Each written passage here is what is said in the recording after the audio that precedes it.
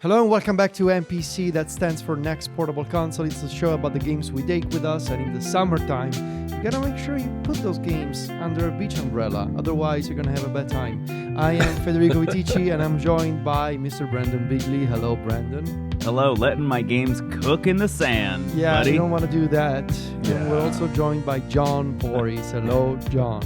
Hello, Federico. You never want your games to get a sunburn. It's a bad No. look. You also don't want to put lotion on them because No, it's also a that bad would idea. be a bad idea. Also Yeah, a bad not idea.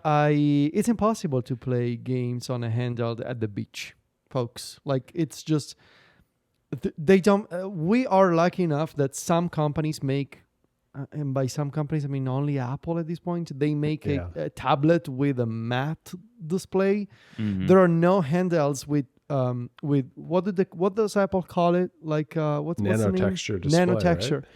There are no handhelds with nanotexture displays. Although There's also a lot more places for the sand to get in between the buttons and extremely the a bad speakers idea and- to take a handheld at the beach. Yeah. I remember when I think I was reviewing the Miu Flip.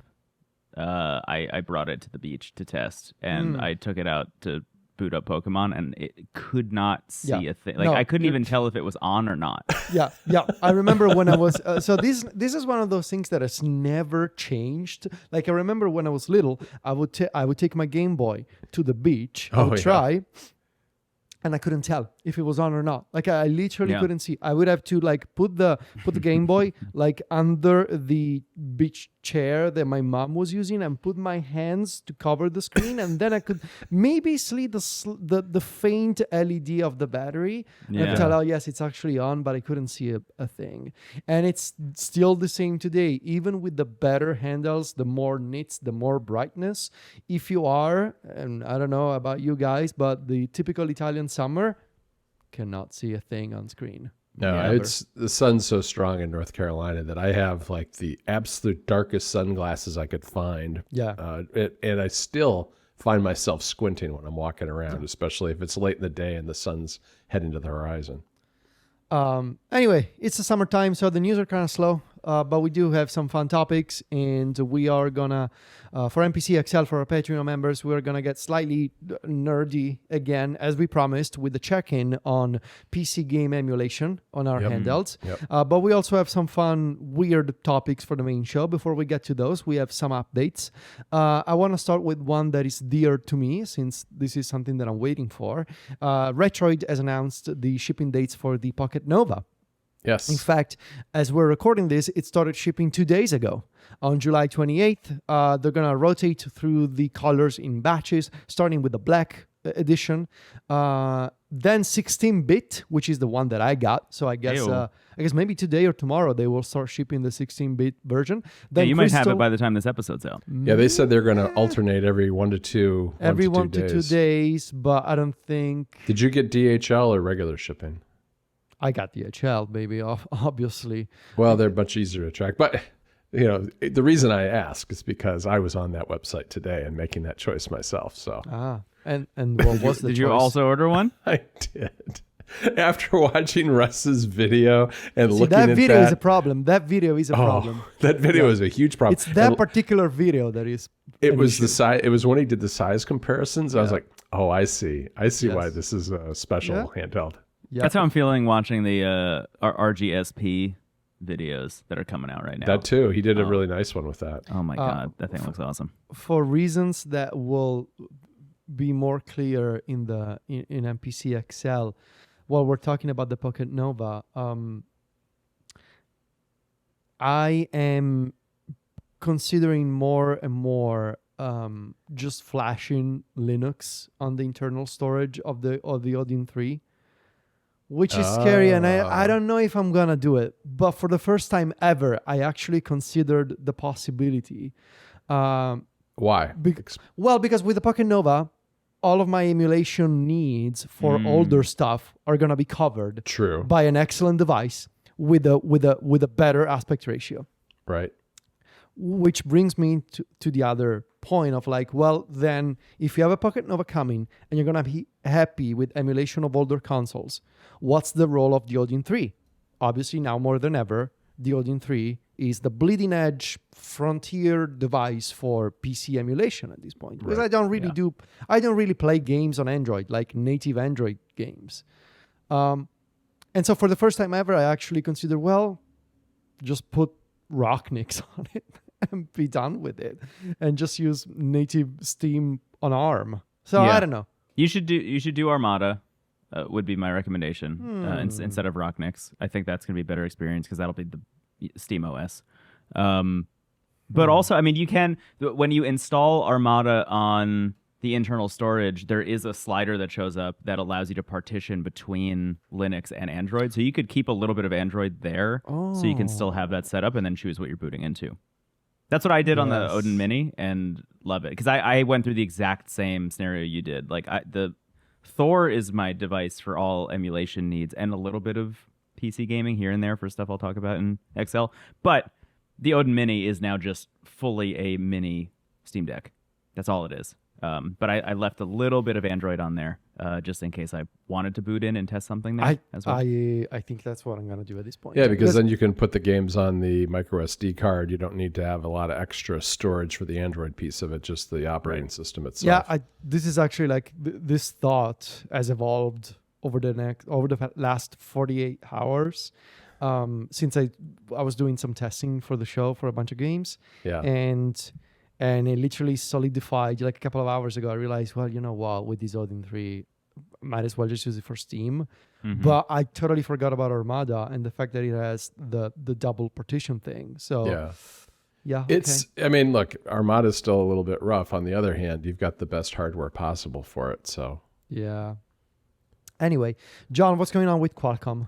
All right, so Qualcomm, this is a story that I don't think, this is more rip the Band-Aid off bad news in the handheld world, because I don't think a lot of people picked up on the fact that this impacts gaming handhelds directly. But Qualcomm had an earnings call, and they said that they had notified partners that they are going to start raising chip prices. So now we've gone from memory's really, doubled, tripled, quadrupled in price. So is storage, and now the chips that run devices are going to go up. And this is not a story about phone chips, really. I mean, it's variants of phone chips, but Qualcomm. This is all Qualcomm chips, like all the Snapdragon chips that we've been talking about in things like the Odin devices, the Retroid devices. And so there was some speculation and some stories that I saw that handheld prices are going to start going up because Qualcomm's going to start doing this starting September 1st. The chip prices are going to go up. So, I mean, if you're looking to buy a handheld, it might be a good time. You can expect that there's a good chance that there'll be some kind of bump coming in probably just like 5-6 weeks from now. Man. Also just thinking about, right before we started recording, I was talking about how I'm basically like this close to ordering the Samsung Galaxy Z Fold 8. Horrible name, by the way. Oh, it's a horrible name. Every year they get more difficult to pronounce. Samsung Galaxy Z Fold 8. Why Galaxy? First of all, drop the Z. Why is Z in there? What are we doing? What are we doing, folks? Like, just call it Samsung Fold 8. Samsung Fold 8. Why? Yeah. Who cares about Nobody's saying I got a Galaxy phone. Everybody's saying I got a Samsung phone.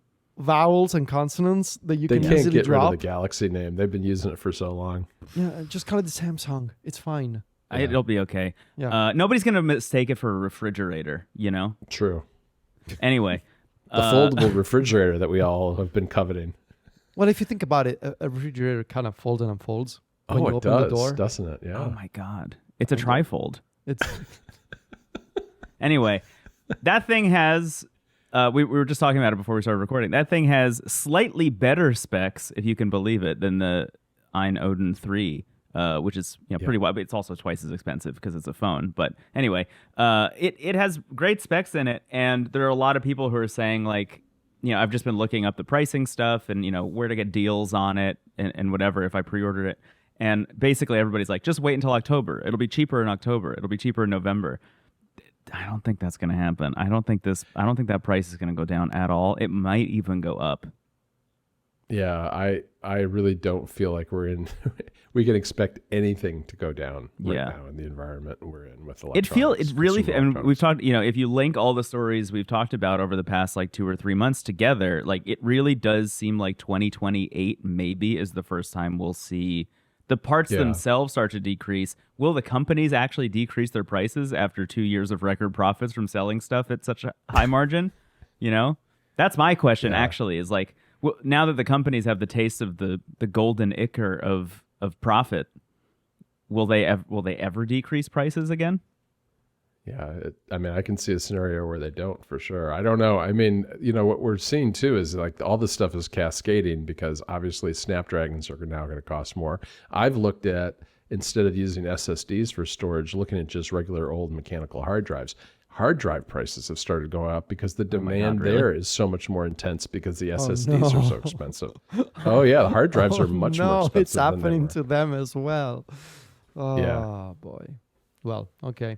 Can we talk about some cool stuff instead? Yeah, let's talk about some cool stuff. I didn't mean to. I was ripping the Band-Aid off. Federico. We had now to the Band-Aid is off, so, and under the Band-Aid.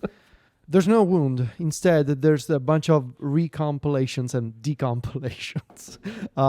Yes. Let's talk about this. So, first of all, I will say, it is not entirely clear to me what the difference is between a recomp and a decomp, and I'm sorry.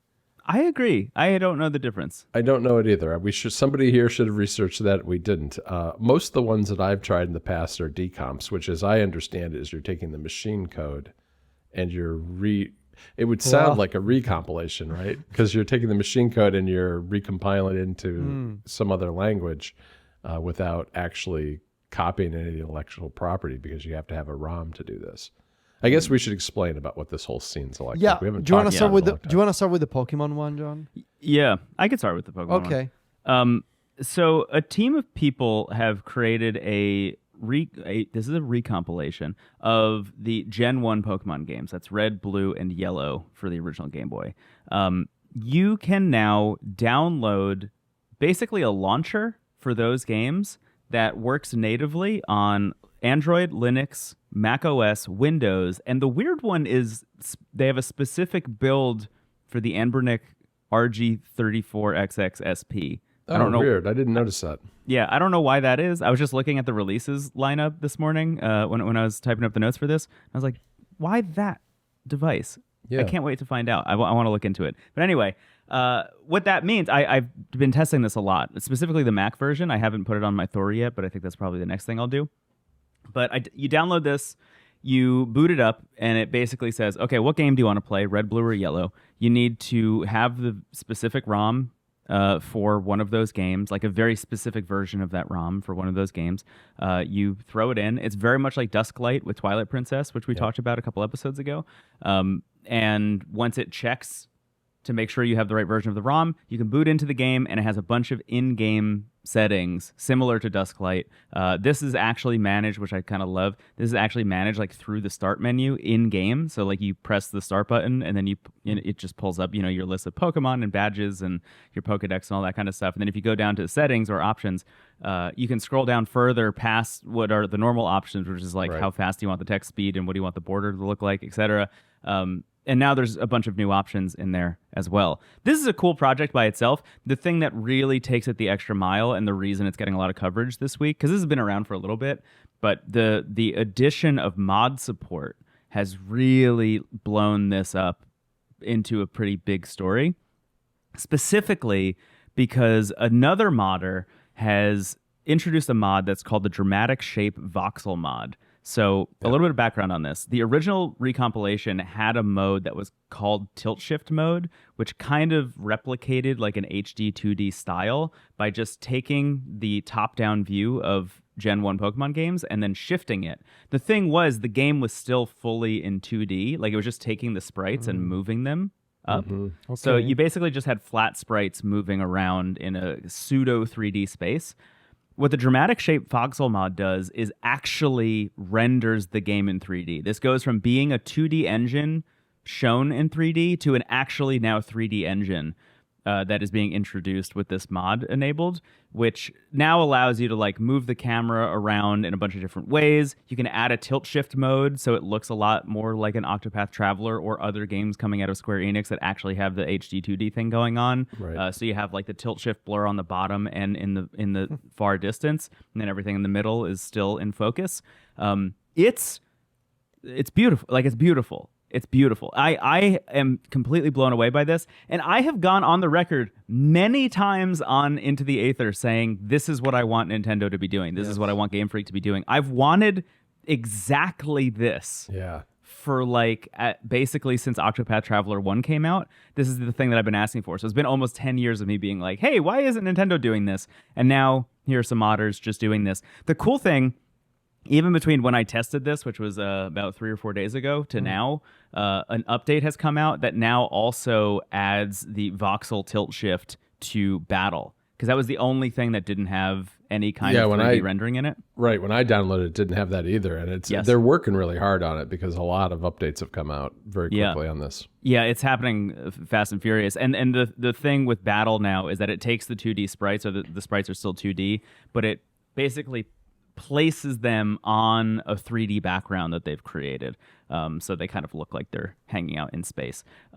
It's really remarkable, especially, you can switch through all the different Game Boy like color options, right? So it has like the classic DMG, it has the Game Boy Pocket, kind of like black and white aesthetic. There is also Game Boy Color mode as well, so I think if you throw the game into Game Boy Color mode and then turn the voxel mode on, it looks stunning. And again, this runs natively on all these different platforms. So if you have an Android handheld, like, it runs beautifully on there. I've seen many people running it on the Thor and on Odin's and on Retroids. Like, it looks great. My hope, fingers crossed, is we get a Gen 2 version of this, because I would do basically anything to play Gen 2 with this style. Obviously, eventually, maybe Gen 3 would be fun, but that's a completely different project. I would imagine that'd be much harder. The thing I'm most curious about, though, is will they open this up past red, blue, and yellow in general? Like, could I throw a ROM hack of one of those games in here and then play a ROM hack with these voxel modes enabled? Like that, this hypothetically could become like an all-in-one Pokemon launcher that is available across platforms. It's a tall order, obviously, but like that's, I think, a direction I could see this going in that would be really fascinating if they wanted to go down that route. Some notes. Right now, Pokemon Yellow support is still incoming, so it's not in the app.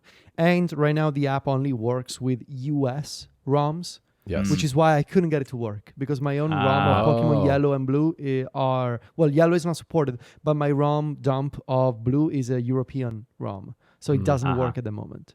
And also, like, I think, if my understanding is correct, right now you need to play this on a PC, right? You open the app, you load the game, and then you play the game inside the app, or do you export the game? That's the part that is not clear. You play it inside the app, yeah. Right. So ideally, I would love to get this on a Steam Deck or something. Yeah, you could. Yeah, there's a native Linux version. Oh, there's a native Linux? And there is perfect. And Android too. I mean, you can play it on Android. It's just through Android, the launcher. Linux, Mac OS, Windows, and the RG34XXSP. That's incredible. Okay. So, well, I guess, you can either wait for PAL support or just find yourself a US cartridge. Go for the gold. Yeah. It is weird, though. I didn't realize about yellow, because when you open up the app, like, it asks you which ROM you want to load. And it says red, but blue, then or yellow. if you go to yellow, it says now it says alpha. So I just updated. There was an update to the app, and let's see if I load my Pokemon Yellow. Will it work? Yellow version. Yeah, it really looks beautiful. Yeah, it worked. Play nice. Yellow Alpha. Nice. I was blown away by it. I was really blown away by the visuals when you do the Game Boy Color mode in particular. Yeah. It's so stunning. There's really nothing else to say about it except, like, it's amazing and you should get it. you should play, if you like Gen 1, like, you should absolutely try this. I think it looks, it breathes new life into the game, really. Yeah. Yeah, and I think there were other projects that one of which you tried, John, on a similar note in terms of recomps and decompilations? Oh yeah, I tried Ocarina of Time, which has this one has been around for a while too, but it's been ported over to the iPhone and the iPad. And so I put it on my 11-inch iPad Pro, and again, I mean, it's really nice to have this available natively on an iPad because, I mean, it has on-screen controls, which I'm not a fan of on-screen controls for sticks and things like that, but it has controller support too. So if you have a nice, big, bright iPad screen in particular, I think it's a great way to play that game on an iPad. I've also seen that Mario Kart 64 is available on the iPad too, and I think that that's a relatively recent release too. There's just a lot going on in this. I think, as we were talking and we're thinking about it, I think the difference between the Recomp and the Decomp is that the Recomp for the Pokemon game is that was an existing project maybe, and that it's being recompiled with the voxel 3D models. That's what I'm going with. I'm making that up as I go, but that's kind of what I'm going with for now. But there's a lot of this going on. I think a lot of these teams are using things like AI agents to, for sure. Because I would assume so. Because a lot of these projects, like we said, they've been around for a while, but the fact that you're able to kind of bring them over in a wrapper for iOS or iPadOS, that's just like, it's kind of busy work, but it's not like trivial busy work in the sense that, the game has already been decompiled, but it's not ready for all these different platforms. And like with Pokemon, Red and Blue and Yellow now it's available on a ton of different platforms. And I'm assuming that they're just like taking the core of what was working already and saying, all right, now let's put this on Android using, whatever tools they have at their disposal. This is only going to accelerate this trend. I think it's going to be one of the things to watch for the next year. More and more projects to play games on consoles that were not supposed to be on, play older games with the new graphical styles, that sort of thing, and make them available not just on Windows, but like Windows, Mac, iOS, Linux, Android. Like, this is I would be totally comfortable putting money on the table and say most of these people are just using Cloud Code or Codex, whatever, to just make this happen. But what's interesting here is the data ownership angle. Like, I am glad that I invested a lot of money and a lot of time into ripping my own personal collection of games over the years, because now I get to legally enjoy all of these projects. And so, it's kind of questionable maybe that they're using AI to bring some of these tools to other platforms, but then it's kind of a wash if you consider that, I mean, it's my own games, it's my own stuff. Right. So why not? Well, I think too, though, it's worth kind of keeping in mind that this AI stuff goes even deeper, because I think a lot of these decomp projects are using them initially too, because that's very painstaking work of taking machine code and figuring out how it compiles into another language. And that's why those projects historically have taken years to get off the ground. Now it takes days. Now it could be days or weeks or whatever. So, I mean, that's just how it's going these days. Yeah. So. Yeah. Can I just shout out one more project I saw recently? Please do. Semi-related, but not totally related. I saw, and I don't have a link for this, I just saw it, and I want to shout it out. There's a new mod out for Ocarina of Time 3DS, specifically, which is a single screen mod. I have seen this. Really? Which takes all of the controls and everything you need and moves it onto one screen. Ooh. So if you're playing on something like a Retroid, for example, that doesn't have a second screen, you can play that version of the game with like no compromises whatsoever. Really smart. I think I've also seen the opposite of Flyby somewhere, maybe on Reddit, a dual screen mod for Zelda Minish Cap.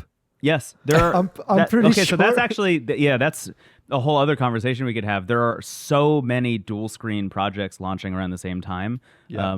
And I saw recently, I think it might be called, oh my God, what was it called? I think it's Midgard is a new project that's out right now, which is an open source second screen thing for I Thor think I saw this too. that enables you to basically play any game with a second dual screen support system. That if you're playing a game like Red Dead Redemption, like it can load up the map as you're playing, for example, things like that. It's really fascinating, and you can map like specific controls all over the place. It kind of looks a little bit like the second screen if you're playing Monster Hunter on 3DS, right? Where it's like, okay, I want to like here's the call my horse button, for example. Right. It's like on the touchscreen now. Yeah, I'm assuming that most of these are doing this for maps and settings, maybe. Yeah, I mean that was the whole point of the DS and 3DS. It really, yeah, it was. Yeah. And it was really convenient to have. Yeah. If you ask me. So yeah, No, that's what happens when you get good hardware like the Thor. I mean, people are now incentivized to take advantage of it. yeah. yeah. Well, we're gonna get even geekier on XL, and which you can. You find. didn't think it was possible, folks, It's going to we just happen. but it's possible. Spoke about recomps and decomps and dual screen mods. It's gonna get worse or better depending on your point of view. You're already at the end of this podcast, so So I'm guessing that you will be happy. yeah, you'll be into it. You'll be into it. John, where can people find us on the social media? Oh, on the social media, all you have to do is search for our names. You'll find Yes. us. And you'll find us on websites. We actually have websites that are made by I humans. ask you every week, and every week you're right. It's true. I mean, look, Amazing. we actually, these three humans here make those websites. I was just reading about how few websites are now made by humans. No, So those are made by we the people, in fact. we the Yes. people, this trio here. Anyway, go to overworld.vg, go to all of the websites, go to macstories.net, wavelinks.online. Yeah, it's three people, three websites. Check them out. Talk to you later, guys. Bye. See ya.